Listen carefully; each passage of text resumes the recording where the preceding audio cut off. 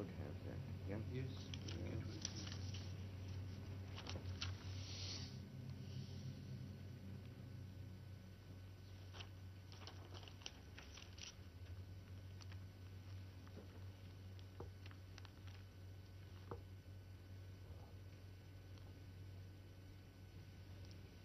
Vous êtes arrivé dans ce pays en 1941, vous veniez d'Europe, vous y vivez donc depuis 32 ans.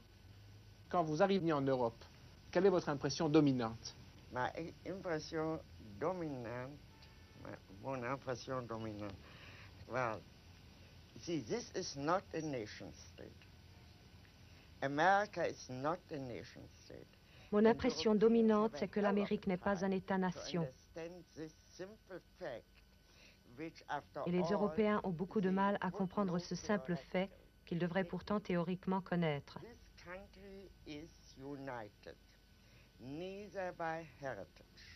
Ce pays n'est uni ni par un héritage, ni par des souvenirs, ni par le sol, ni par la langue, ni par une origine identique.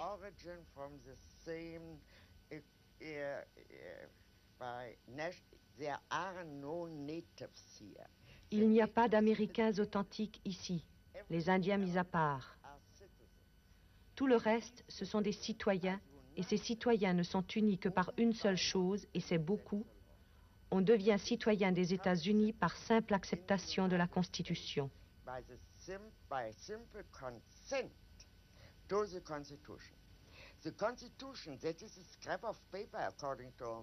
La Constitution, du point de vue français ou allemand, n'est qu'un morceau de papier. On peut la modifier. Mais ici, c'est un document sacré. C'est le souvenir constant d'un acte unique et sacré.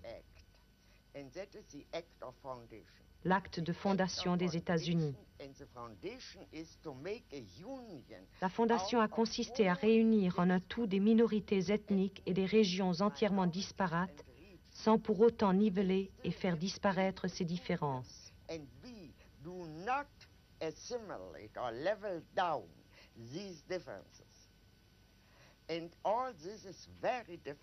Tout cela est très difficile à comprendre pour un étranger. Nous pouvons donc dire que dans ce système politique, c'est la loi qui règne et non pas les hommes. Jusqu'à quel point ceci est vrai et a besoin d'être vrai pour le bien du pays, j'ai failli dire de la nation, pour le bien de l'ensemble des États-Unis d'Amérique, pour la République, à vrai dire. Durant les 10 années qui viennent de s'écouler, l'Amérique a connu une vague de violence politique marquée par l'assassinat du président, de son frère, par la guerre du Vietnam, par l'affaire du Watergate. Pourquoi l'Amérique peut-elle surmonter des crises qui, en Europe, auraient abouti à des changements de régime, voire à des troubles intérieurs très graves?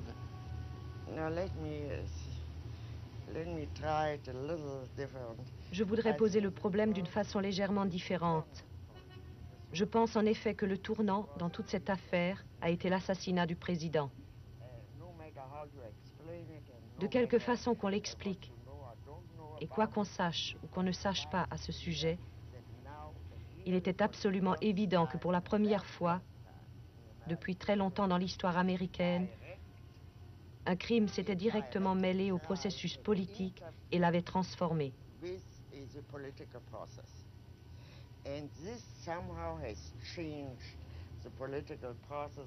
Vous savez que d'autres assassinats ont suivi.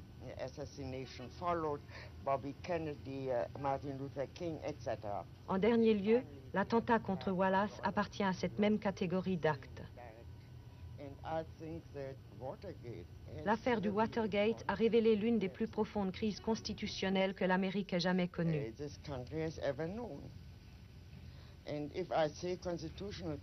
Et quand je dis crise constitutionnelle, c'est beaucoup plus important ici qu'en France. Une crise constitutionnelle en France. Je ne sais pas combien vous avez eu de constitutions depuis la Révolution, mais pour autant que je me souvienne, au moment de la Première Guerre mondiale, vous en aviez eu 14. Je ne veux pas entrer dans les détails, vous savez cela sans doute beaucoup mieux que moi. Ici, par contre, Il n'y a qu'une constitution, et cette constitution est en vigueur depuis près de 200 ans. Le contexte est donc entièrement différent.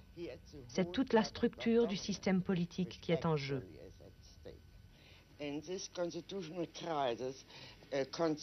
Cette crise constitutionnelle représente pour la première fois aux États-Unis un conflit ouvert entre le législatif et l'exécutif.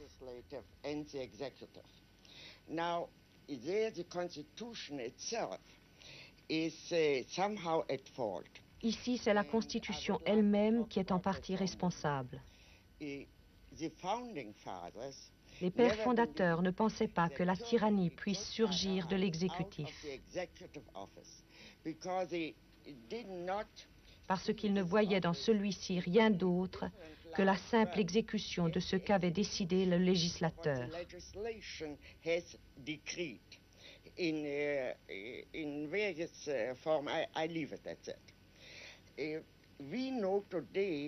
Nous savons aujourd'hui que le plus grand danger de tyrannie vient de l'exécutif.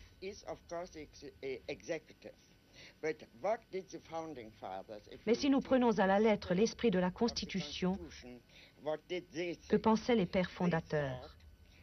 Ils pensaient s'être libérés d'abord de la domination de la majorité. C'est pourquoi ce serait une grave erreur de penser que ce que nous avons est une démocratie. Ce que nous avons ici, c'est un système républicain. Les pères fondateurs s'attachaient surtout à préserver les droits des minorités parce qu'ils estimaient que dans un corps politique sain, il doit y avoir une pluralité d'opinions.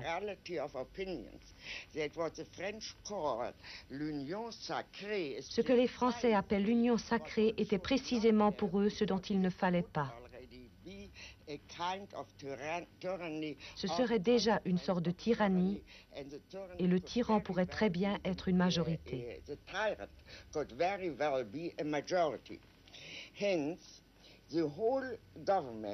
Par conséquent, le système politique tout entier est organisé de telle façon que même après la victoire de la majorité, il y a toujours une opposition.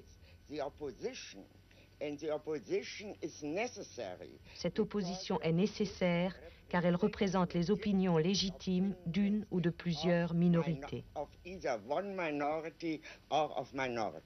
National security is a new word in the American vocabulary. La sécurité nationale est une notion nouvelle dans le vocabulaire américain. It's really, if I may already interpret a bit, it is the translation of raison d'État. And raison d'État. Cette notion de raison d'État n'a jamais joué aucun rôle en Amérique. Never played any role in this country. This is a new import. And national security now covers everything. La sécurité nationale couvre maintenant toutes sortes de délits. Interrogation of Mr. Ehrlichman, it covers all kinds of crimes. Par exemple, le président a tous les droits. Il est au-dessus de la loi. Le roi ne peut se tromper, c'est-à-dire qu'il est comme un monarque dans une république. Il est au-dessus de la loi et sa justification est toujours que quoi qu'il fasse, il le fait en vue de la sécurité nationale. En quoi, selon vous, ces applications modernes de la raison d'État, ce que vous appelez l'intrusion de la criminalité dans le domaine politique, est-elle propre à notre temps? Est-ce que ceci est propre à notre époque? This is proper at notre époque. This, I really think so. Just as the stateless business is proper at notre époque and repeats itself again and again under different aspects in different countries and in different colors. But if we come to these general questions, what is also proper à notre époque is Ce qui est également propre à notre époque, c'est l'intrusion massive de la criminalité dans la vie politique. into political processes. Je veux parler ici de quelque chose qui dépasse de loin ces crimes, que l'on cherche toujours à justifier par la raison d'État, en prétextant que ce sont des exceptions à la règle.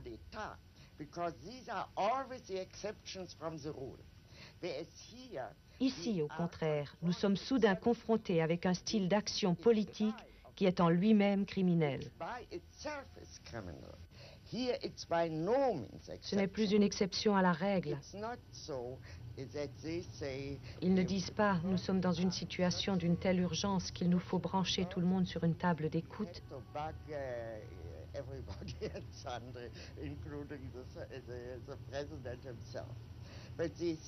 Ici, la table d'écoute fait partie du procédé politique normal.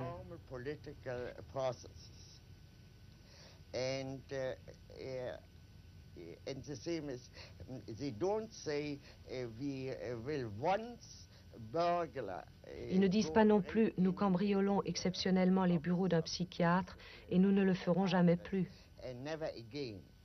Absolument pas. Ils affirment au contraire qu'une telle effraction est absolument légitime. Cette affaire de sécurité nationale provient directement de la notion de raison d'État.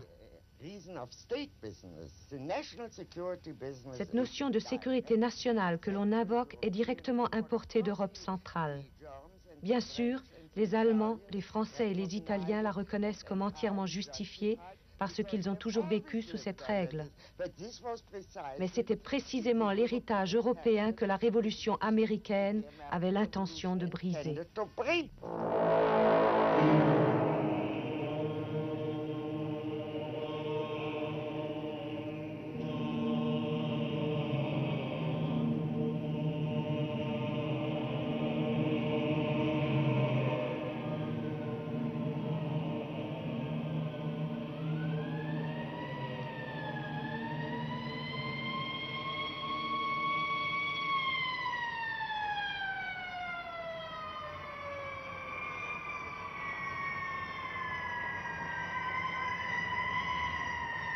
Dans votre essai consacré aux documents du Pentagone, vous décrivez la psychologie de ceux que vous appelez les spécialistes de la solution des problèmes, qui étaient à l'époque les conseillers du gouvernement américain. Et vous dites, les spécialistes de la solution des problèmes ont été définis comme des hommes très sûrs d'eux-mêmes et qui semblent rarement douter de leur aptitude à s'imposer. Ils ne se contentaient pas de faire preuve d'intelligence, mais se targuaient en même temps de leur rationalisme, de leur amour de la théorie, de l'univers purement intellectuel, leur faisant rejeter tout sentimentalisme à un point assez effrayant. Et vous ajoutez... May I interrupt you here? I think that's enough. See, I have a very good example. Dans les documents du Pentagone, il y a un très bon exemple de cette mentalité scientifique envahissante. Which finally overwhelms all other insights. Vous connaissez la théorie des dominos, qui était la théorie officielle tout au long de la guerre froide de 1950 à 1969.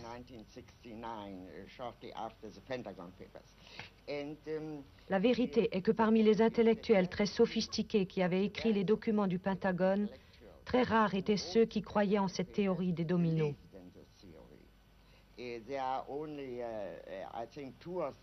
Au plus haut poste du gouvernement, il n'y avait que 2 ou 3 personnes qui y croyaient vraiment. Et ce n'était pas exactement parmi les plus intelligents.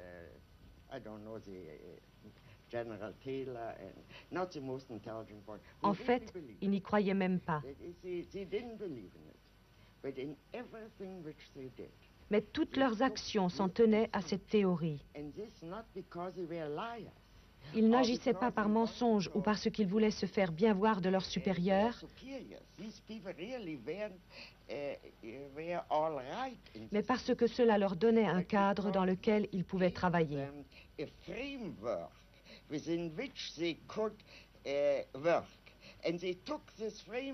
Ils avaient adopté ce cadre tout en sachant qu'il était en contradiction avec les événements et les analyses qui leur prouvaient chaque matin que ce point de vue était tout simplement faux.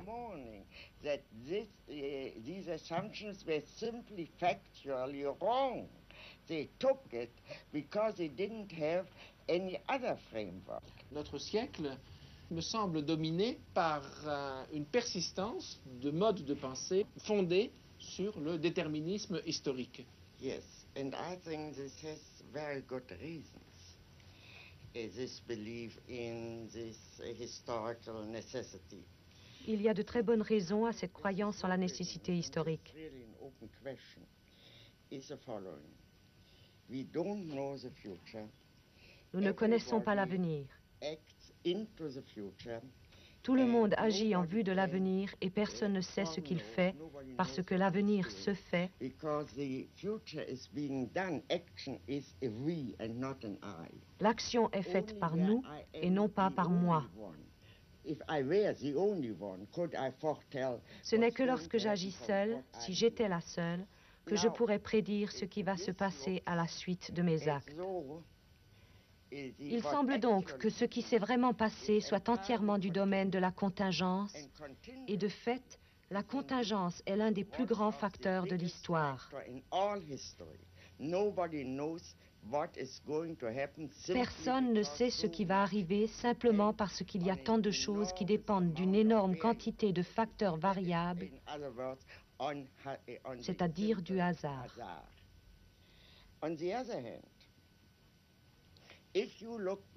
Par contre, si l'on regarde l'histoire, rétrospectivement, on peut dire que l'histoire est logique.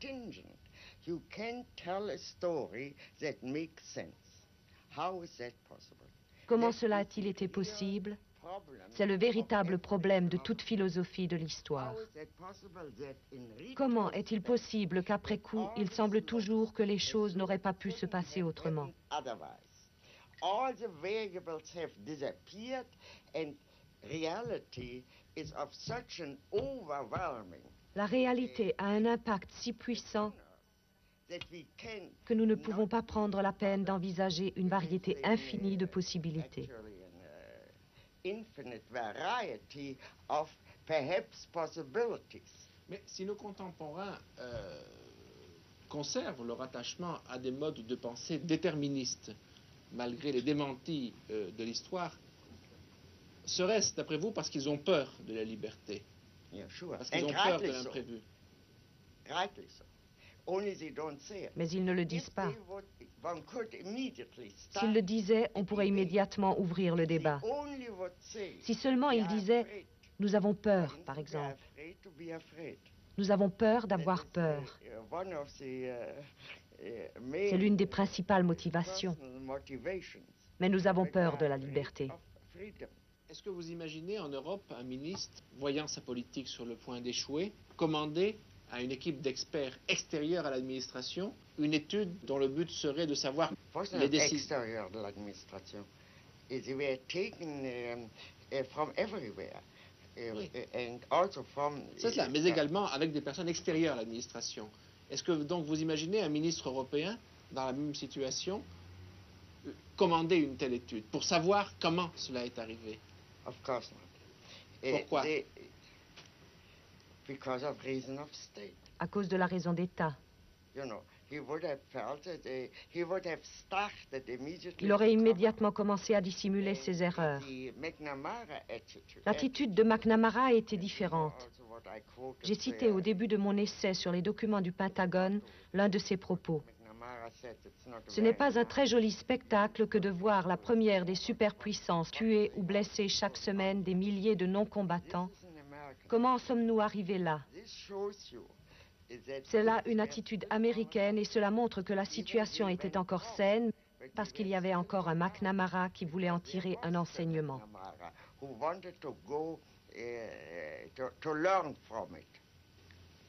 Pensez-vous que actuellement les dirigeants américains placés devant d'autres situations aient encore l'envie de savoir? No.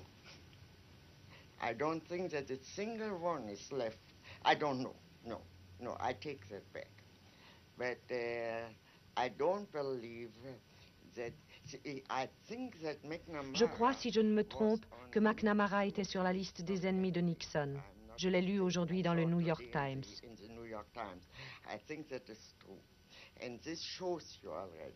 Cela vous montre déjà que toute cette attitude n'existe plus dans la vie politique américaine au niveau le plus élevé.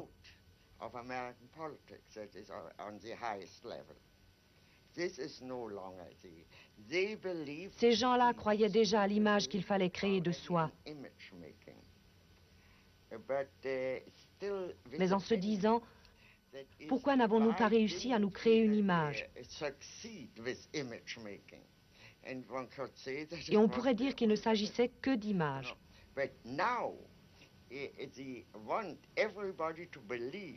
Mais maintenant, ils veulent que tout le monde croie à leur image et que personne ne regarde au-delà. Nous entrons alors dans un univers politique tout à fait différent. On aurait donc, après ce que le sénateur Fulbright appelait l'arrogance du pouvoir, après ce que l'on pourrait nommer l'arrogance du savoir, un troisième stade qui serait l'arrogance tout court. Yes, I don't know whether it's l'arrogance tout court. It is really the will to dominate, for heaven's sake. C'est plutôt la volonté de dominer. Jusqu'à présent, cela n'a pas réussi. Je peux encore aujourd'hui m'asseoir à cette table et vous parler librement.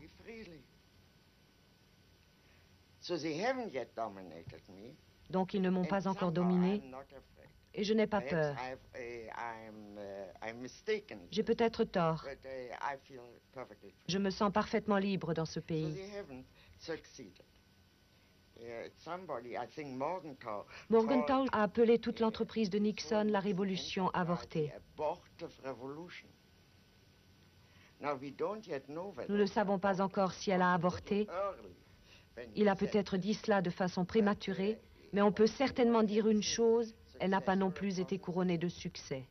Mais ce qui menace à notre époque, c'est l'idée que les buts de la politique sont illimités.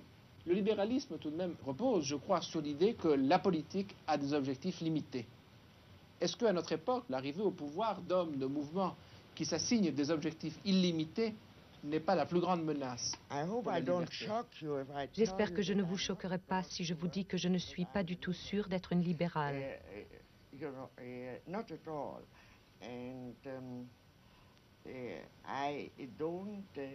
Je n'ai vraiment aucun credo en la matière. Je ne professe pas de philosophie politique que je pourrais résumer par un terme en isme. Certainement, mais c'est tout de même à l'intérieur des fondements de la pensée libérale, avec les emprunts à l'Antiquité, que se situe votre réflexion philosophique. Diriez-vous que Montesquieu est un libéral? Would you say that, I mean, all the people whom I take into account throughout the Middle Age, I mean, moi je me sers où je peux, and I take whatever I can. Je prends ce que je peux et ce qui me convient. That is, I do no longer believe that I think one of the great advantages. L'un des grands avantages de notre temps, c'est ce qu'a dit René Char. You know what René Char said, notre héritage n'est garanti par aucun testament. Précédé par aucun testament. N'est précédé par aucun testament. This means we are entirely free. Cela veut dire que nous sommes entièrement libres d'utiliser où que nous le voulions les expériences et les pensées du passé. The experiences and the thoughts Mais est-ce que cette of liberté, our past. mais est-ce que cette liberté extrême ne risque pas d'effrayer beaucoup de nos contemporains qui préféreraient trouver toute prête une théorie, une idéologie et être en mesure de l'appliquer? Cette liberté que cette liberté que vous définissez, cela risque d'être la liberté de quelques-uns, de ceux qui auront la force d'inventer de nouveaux modes de pensée. Non, non. It rests only on a conviction. Elle ne repose que sur la conviction que chaque être humain, en tant qu'être pensant, peut réfléchir aussi bien que moi et peut former son propre jugement s'il le veut. As well as I do, and can therefore judge for himself if he wants to. How I can Ce que je ne sais pas, c'est comment faire naître ce désir en lui. That is, I am not the only thing which can help us, I think, is really to réfléchir. And to think always means to think. Réfléchir, cela signifie de toujours penser de manière critique. Et penser de manière critique, cela signifie que chaque pensée sape ce qu'il y a en fait de règles rigides et de convictions générales. Rigid rules, general convictions, etc. Everything which happens in thinking is Tout ce qui se passe lorsqu'on pense est soumis à un examen critique, c'est-à-dire qu'il n'existe pas de pensée dangereuse pour la simple raison que le fait de penser est en lui-même une entreprise très dangereuse. How I can convince, I think non-thinking is even more dangerous. Mais ne pas penser est encore plus dangereux. I don't deny that thinking is dangerous, but I would say not thinking and not et ne pas réfléchir, c'est plus dangereux encore. Revenons à ce mot de René Char. Notre héritage n'est précédé d'aucun testament. Quel est d'après vous l'héritage du XXe siècle? We are still there. Vous êtes jeune, je suis âgé, mais nous sommes encore là tous les deux pour leur laisser quelque chose. Justement, que laisserons-nous au XXIe siècle? Nous sommes les trois quarts du siècle sont déjà écoulés. I have no idea. I'm pretty sure that modern art, which Je suis à peu près certaine qu'il y aura l'art moderne, qui stagne plutôt actuellement.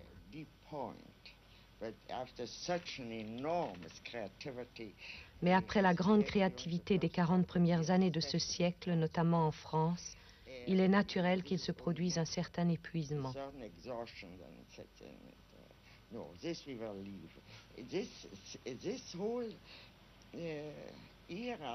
Ce XXe siècle sera probablement l'un des grands siècles de l'histoire, mais pas en politique. Vous parliez de... Et l'Amérique? Non.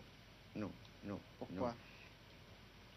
You know, this country, you need a certain amount of tradition. Il n'y a pas de tradition artistique américaine? No, not a great one. A great one in poetry. En poésie, oui. In novels. Dans le roman, en littérature. Mais la seule chose qu'on puisse vraiment mentionner, c'est l'architecture. Ces bâtiments de pierre sont comme des tentes de nomades pétrifiés.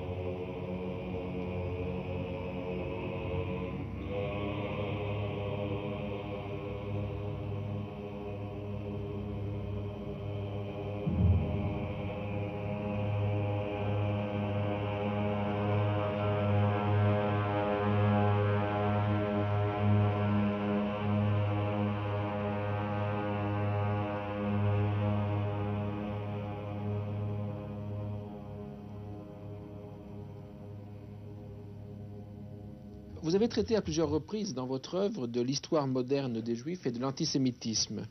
Vous dites à la fin de l'un de vos ouvrages que la naissance du mouvement sioniste à la fin du XIXe siècle a été la seule réponse politique que les Juifs aient jamais trouvée à l'antisémitisme.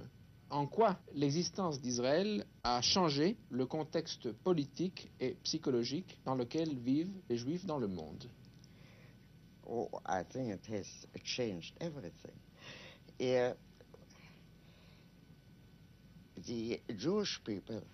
Je crois que cela a tout changé. Aujourd'hui, le peuple juif est vraiment uni derrière Israël. Ils sentent qu'ils ont un État, une représentation politique, tout comme les Irlandais, les Anglais ou les Français. Ils ont non seulement une patrie, mais ils ont un État-nation et leur attitude tout entière envers les Arabes dépend pour une grande part d'une identification que les Juifs venant d'Europe centrale ont toujours faite, instinctivement et sans réfléchir. L'État doit être nécessairement un État-nation.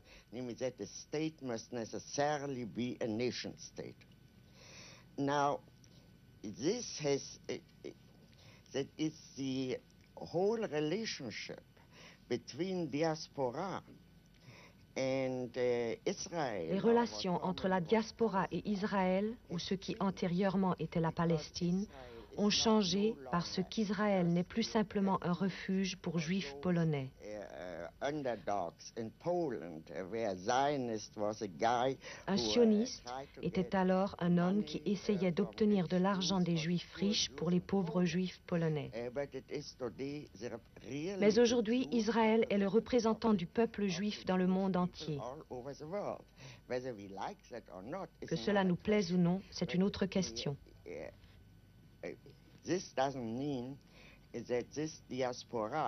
Cela ne signifie pas que le judaïsme de la diaspora doit toujours être du même avis que le gouvernement israélien. Ce n'est pas une question de gouvernement, c'est une question d'État. Tant que cet État existera, il sera évidemment ce qui nous représente aux yeux du monde. Justement, un auteur français, Georges Friedman, a écrit il y a une dizaine d'années un livre intitulé « Fin du peuple juif », point d'interrogation, où il concluait qu'à l'avenir, il y aurait d'un côté un nouvel État-nation israélienne et de l'autre côté, dans les pays de la diaspora, des Juifs qui s'assimileraient et perdraient peu à peu leurs caractéristiques propres. Cette hypothèse sounds very plausible, and I think it's quite wrong. Cette hypothèse semble très plausible et je crois qu'elle est tout à fait fausse. Dans l'Antiquité, lorsque l'État juif existait encore, il y avait déjà une grande diaspora juive. Au cours des siècles, à travers un très grand nombre de formes différentes de gouvernement et d'État, les Juifs, le seul peuple de l'Antiquité qui ait survécu à travers les millénaires, n'ont jamais été assimilés. Si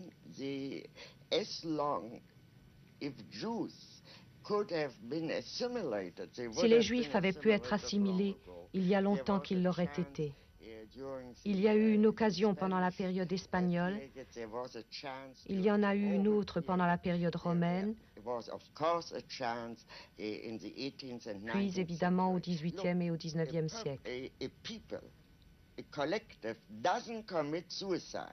Un peuple, une collectivité ne se suicide pas. Monsieur Friedman se trompe parce qu'il ne comprend pas que le sentiment des intellectuels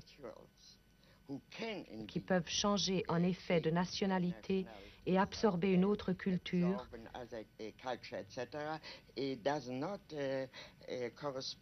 ne correspond pas au sentiment du peuple dans son ensemble et particulièrement pas à celui d'un peuple qui a été créé par des lois que nous connaissons. Que signifie pour les Juifs l'assimilation dans la société américaine?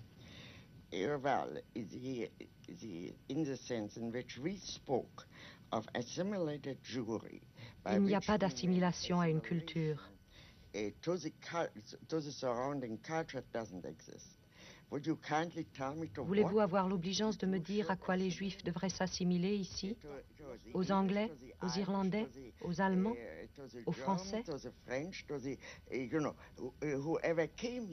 Alors, lorsque l'on dit que les Juifs américains sont très américanisés, non seulement américains, mais américanisés, à quoi fait-on allusion? One means is a way of life. And all these Jews are very good. Tous ces Juifs sont d'excellents citoyens américains. It signifies their public life. Leur vie privée et leur vie sociale sont aujourd'hui plus juives qu'elles ne l'ont jamais été.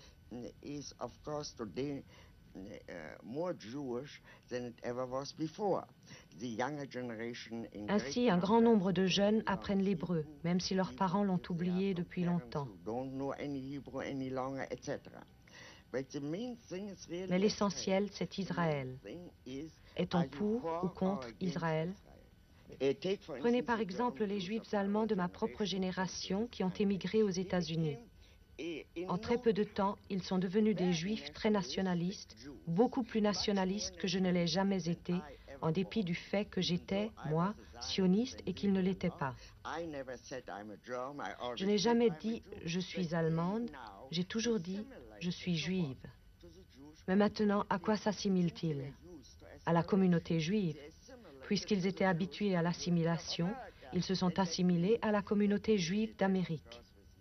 Avec la ferveur de nouveaux convertis, ils sont devenus ultranationalistes et pro-israéliens.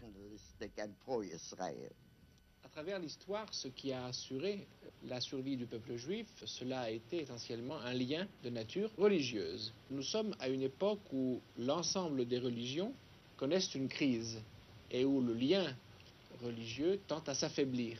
Dans ces conditions, qu'est-ce qui, à l'époque contemporaine, fait l'unité du peuple juif à travers le monde?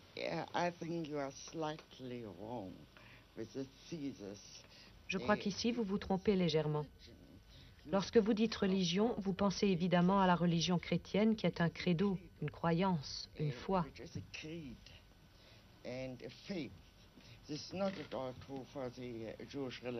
Cela n'est absolument pas le cas pour la religion juive. C'est une religion nationale dans laquelle religion et nation coïncident. Vous savez que les Juifs, par exemple, ne reconnaissent pas le baptême des Juifs convertis au christianisme. Tout se passe comme si cet acte n'existait pas. D'après la loi juive, un Juif reste toujours juif. So long as somebody is born by a Jewish mother, la recherche de la paternité interdite, he is a Jew. Une personne née de mère juive est juive. La notion de religion est complètement différente. Il s'agit beaucoup plus d'un mode de vie que d'une religion dans le sens particulier et spécifique de la religion chrétienne. Of the Christian religion. I remember, for instance, I had a Jewish instruction. J'ai eu une éducation juive et je me souviens lorsque j'avais environ 14 ans, je me suis révoltée contre notre professeur et j'ai voulu le choquer. Je me suis levée et j'ai dit « Je ne crois pas en Dieu ». Il m'a alors répondu « Personne ne vous le demande ».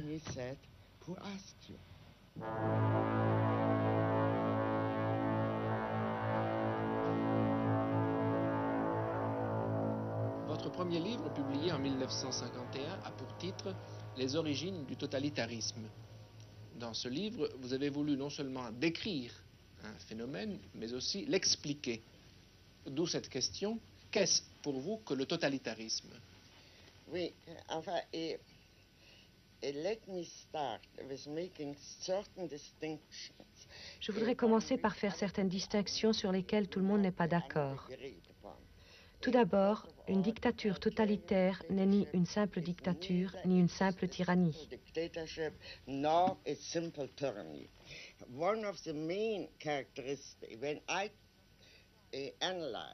Lorsque je vois un système totalitaire, j'essaie de l'analyser comme une nouvelle forme de système politique inconnu auparavant.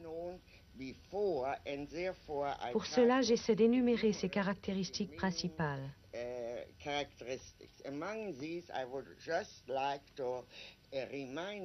Parmi celles-ci, je voudrais vous en rappeler une qui est entièrement absente actuellement de toutes les tyrannies.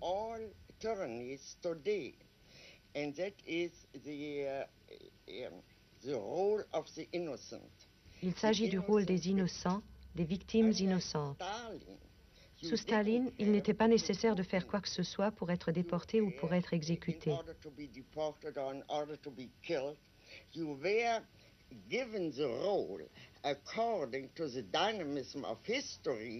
La dynamique de l'histoire attribuait un rôle à cette victime et elle devait jouer ce rôle, quoi qu'elle ait fait par ailleurs.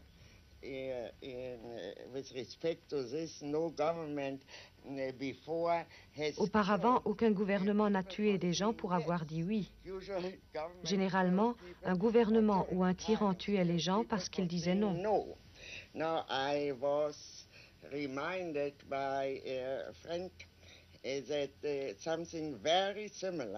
Un de mes amis m'a rappelé qu'une idée très similaire avait été énoncée en Chine il y a plusieurs siècles. Les hommes qui ont l'impertinence d'approuver ne valent pas mieux que ceux qui désobéissent et s'opposent.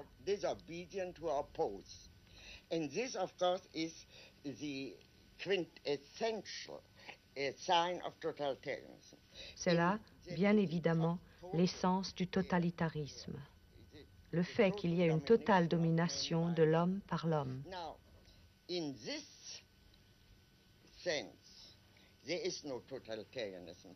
En ce sens, il n'y a pas aujourd'hui de totalitarisme, même en Russie, où règne pourtant la pire des tyrannies que nous ayons jamais connues.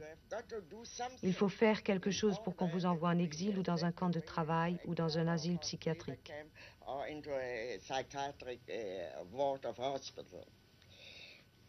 Now, let's for a moment see what tyranny is. Because after all, totalitarianism. Les régimes totalitaires sont toujours nés lorsque la majorité des pays européens étaient déjà soumis à une dictature.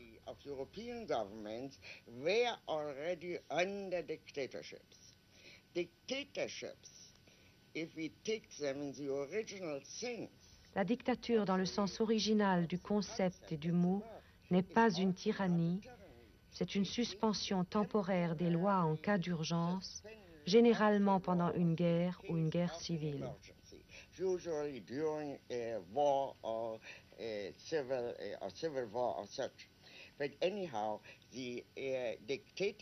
La dictature est limitée dans le temps, la tyrannie ne l'est pas.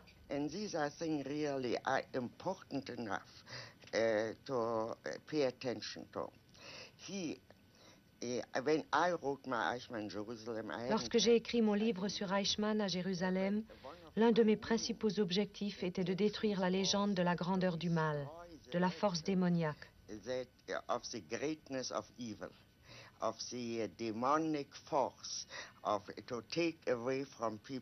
De retirer aux gens l'admiration qu'ils ont pour les grands malfaiteurs comme Richard III.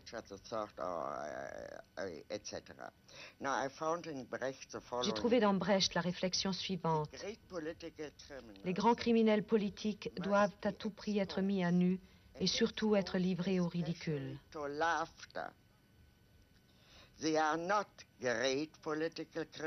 Ce ne sont pas de grands criminels politiques, mais des hommes qui ont commis de grands crimes politiques, ce qui est quelque chose d'entièrement différent. L'échec d'Hitler n'indique pas qu'il était imbécile. Le fait qu'Hitler était un imbécile était une idée courante et fausse dans toute l'opposition avant qu'il ne prenne le pouvoir. De nombreux livres ont essayé ensuite de le justifier et d'en faire un grand homme.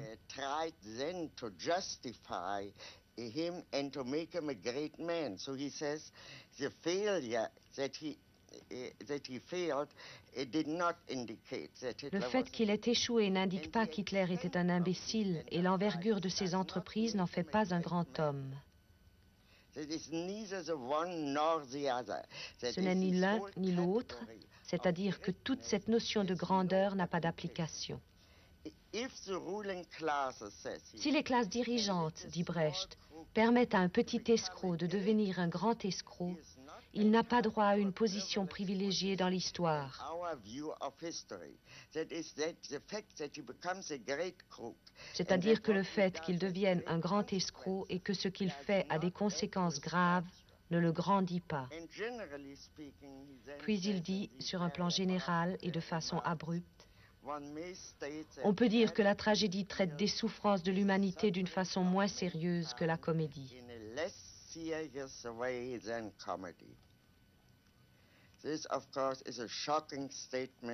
Ceci est évidemment une déclaration choquante, Mais en même temps, je pense qu'elle est parfaitement juste. Si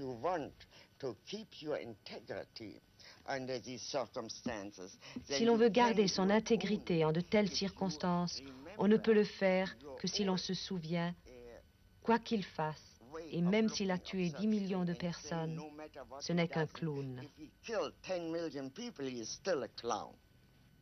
Lorsque vous avez publié votre livre sur le procès Eichmann, cet ouvrage a provoqué des réactions très violentes. Pourquoi cette réaction? Well, as I said before, this controversy was partly caused. Cette controverse était due en partie au fait que j'avais attaqué la bureaucratie.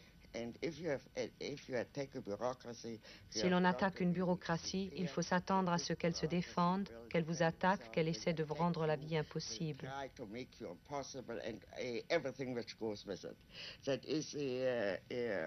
More or less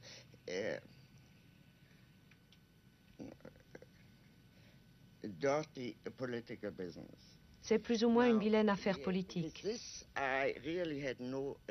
Cela, je pouvais le comprendre. Mais supposons qu'il n'ait pas organisé cette campagne. Malgré cela, l'opposition à ce livre aurait été très forte parce que des Juifs ont été offensés, et par là, je veux dire des personnes que je respecte vraiment et que je peux comprendre. Ils étaient surtout offensés par ce que dit Brecht, par le rire.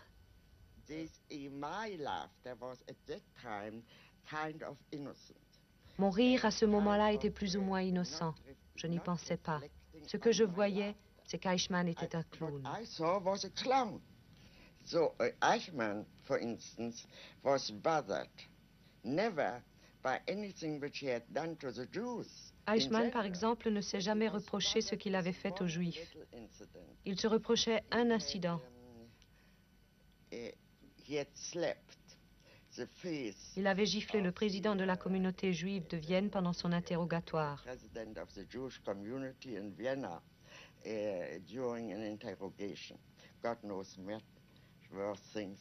Dieu sait que bien des gens subissaient des traitements pires que celui-là. Pourtant, Eichmann ne se l'est jamais pardonné. Il avait cédé à une impulsion et il pensait que c'était très mal d'avoir perdu son sang-froid.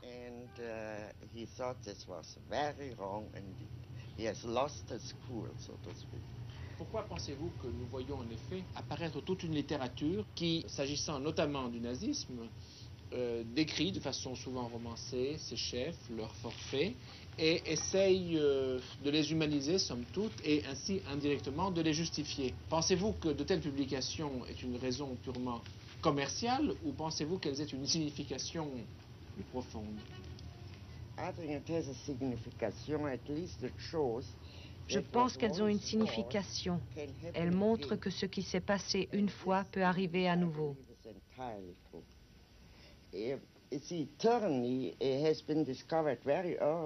La tyrannie est connue depuis très longtemps.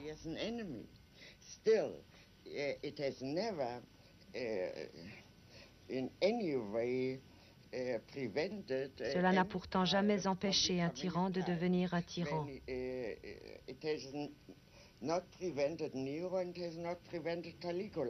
Cela n'a empêché ni Néron ni Caligula. Et Néron et Caligula n'ont pas empêché des exemples récents tels que l'intrusion massive de la criminalité dans la vie politique. Quand pensez-vous que réellement